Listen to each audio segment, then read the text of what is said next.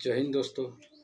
मैं लाल किताब एस्ट्रोलॉजर श्री गणेश रामचंद्र रंडे आप सभी का मेरे श्री इस यूट्यूब चैनल पे आपका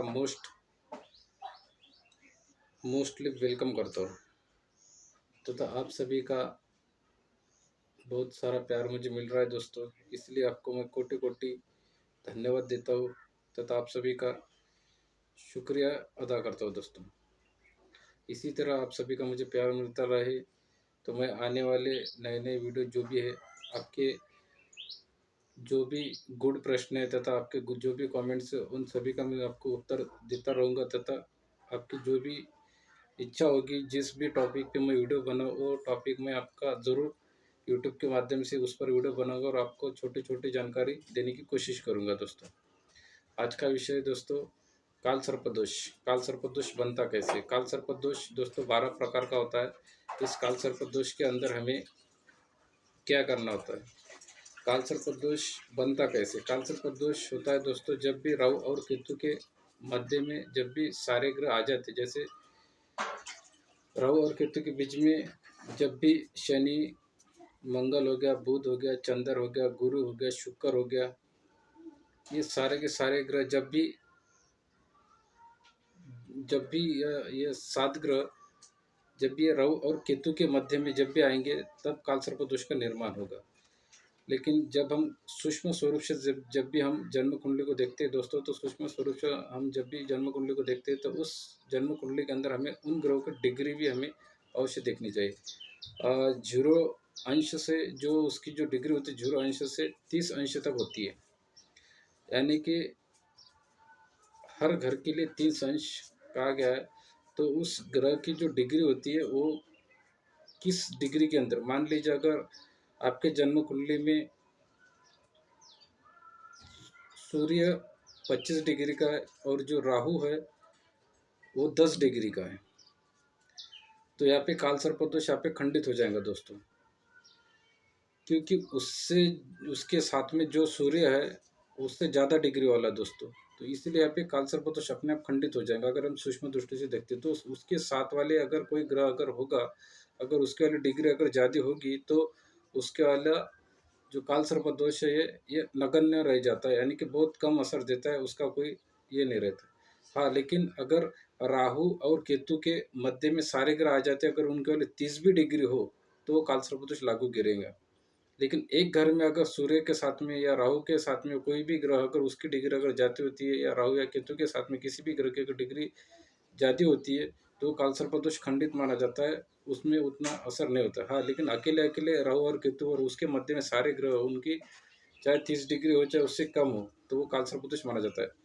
या तो वो पूर्वार्ध में होते हैं या तो फिर उत्तरार्ध में होते हैं, यानी कि एक साइड जन्म कुंडली की किसी भी एक साइड में जब सारे ग्रह राहु और केतु के बंदी बन जाते हैं तो उसे काल सर्पदोष कहा जाता है। तो काल सर्पदोष के अंदर आज मैं आपको जानकारी दूंगा दोस्तों। सबसे 12 प्रकार के काल सर्पदोष होते हैं, उसमें से पहला जो काल सर्पदोष है, यह काल सर्पदोष को मुख्यतः 12 तरह का होता है और ये होता है तब जब जब जन्म कुंडली के ग्रह सूर्य, चंद्र, मंगल, बुध, गुरु, शुक्र और शनि जब राहु और केतु जैसे पाप ग्रह के बीच में बंद होकर राहु और केतु की कैदी बन जाते हैं तो काल सर्पदोष का निर्माण होता है। तो सामान्यतः काल सर्पदोष स्त्री और पुरुष के जीवन में संघर्ष लेकर आता है और यहाँ पवित्र सूर्य कुंडली और इस जन्म कुंडली के अंदर काल सर्पदोष को बहुत ही जघन्य माना जाता है दोस्तों, इसलिए हमें काल सर्पदोष का इलाज उपाय अवश्य करना चाहिए। तो काल सर्पदोष पहला जो होता है वो होता है अनित्य काल सर्पदोष, दूसरा होता है कुलिक काल सर्पदोष और तीसरा होता है वासुकी काल सर्पदोष, चौथा होता है शंखपाल काल सर्पदोष और पांचवा होता है दोस्तों पद्म काल सर्पदोष, छठा होता है महापद्म काल सर्पदोष और सातवां होता है तक्षक काल सर्पदोष और आठवां होता है कर्कोटक काल सर्पदोष और नौ होता है शंखचूड़ काल सर्प दोष और घातक काल सर्पदोष होता है 10वां और 11वां होता है दोस्तों विषिधर काल सर्पदोष और 12वां होता है शेषनाग काल सर्पदोष।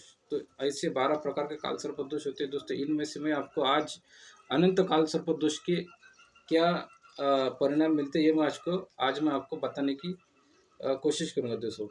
तो अनंत काल सर्पदोष, इस अनंत काल सर्पदोष के कारण जातक के जब भी राहु अनंत काल सर्पदोष के अंदर जब भी राहु पहले घर के अंदर होगा और केतु 7वें घर के अंदर होगा और इसके अंदर यानी कि 1 से लेकर 7वें घर के बीच में जब भी सारे ग्रह बंदी बन जाते हैं तो अनंत काल सर्प दोष का निर्माण होता है दोस्तों।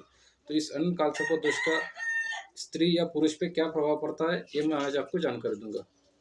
और आने वाले नए वीडियो में आपको इस 12 के 12 भी काल सर्प दोष का मैं आपको समाधान बताऊंगा और हर एक काल सर्प दोष का आपको क्या करना चाहिए तथा क्या नहीं करना चाहिए ये मैं आज मैं आपको बताने की कोशिश करूंगा। तो हर एक काल सर्प दोष का आपको इलाज उपाय जरूर करना चाहिए दोस्तों। तो इस